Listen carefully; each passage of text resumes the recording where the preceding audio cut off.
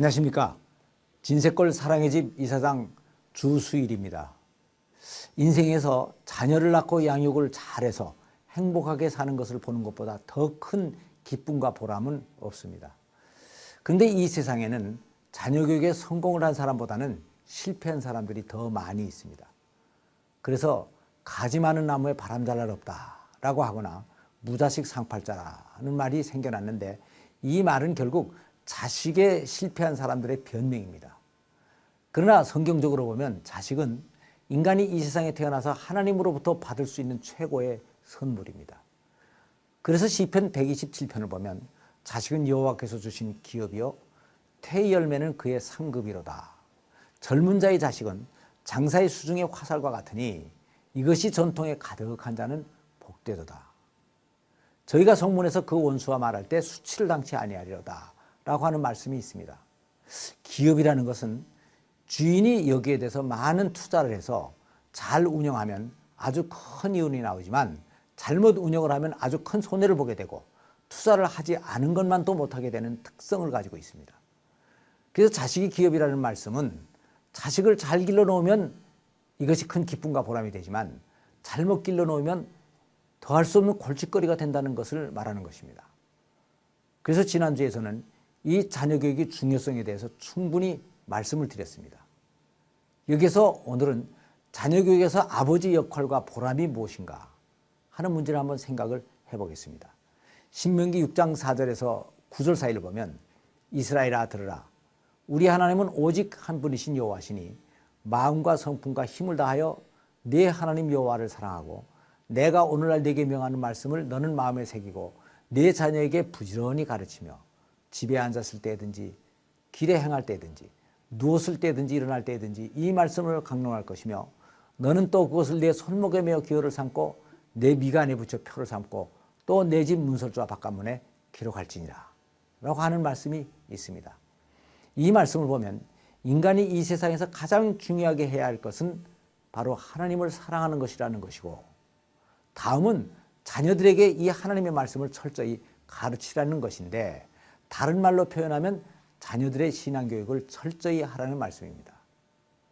그런데 이 말씀은 예수님께서 신약성경에서 인용을 하시면서 율법과 선지자의 대강령이라고 선언을 하셨습니다. 하나님께서는 구약시대의 모세와 선지자들을 통해서 수많은 말씀들을 하셨습니다. 그런데 이 모든 것들을 한마디로 요약을 하면 바로 이 신명기의 말씀이 된다는 것입니다. 그런데 여기에 신약과 구약의 다른 점이 한 가지 있습니다. 그것은 구약에서는 자녀들에게 하나님의 말씀을 잘 가르치라고 했는데, 신약에서는 내 이웃을 내 몸과 같이 사랑하라 하는 말씀으로 대치가 되어 있다는 것입니다. 이것은 자녀들은 바로 가장 가까운 이웃이고, 말씀을 잘 가르치는 것은 바로 그들을 사랑하는 것이라는 것을 말하는 것입니다. 그러니까 자녀 교육은 단순히 내 자식을 잘 되게 하는 일이 아니고, 하나님께서 우리 인간들에게 주신 지상명령을 실천하는 것입니다. 그런데 이렇게 하는 최선의 방법은 아버지가 그 가정의 가정재단을 회복하고 제사장 역할을 바로 하는 것입니다. 여기서 제사장이라고 하니까 무슨 굉장한 것을 해야 되는 것이 아닙니다. 구약시대에는 소나 양을 잡는 제단이 있어야 제사장 노릇을 했습니다. 그러나 지금은 신약시대니까 소나 양을 잡을 필요가 없습니다. 가정이 가정 예배를 회복하고 이 가정의 예배 인도자가 되는 것입니다. 제사장의 가장 중요한 역할은 가족들의 기도 제목을 가지고 하나님께 나가는 것입니다.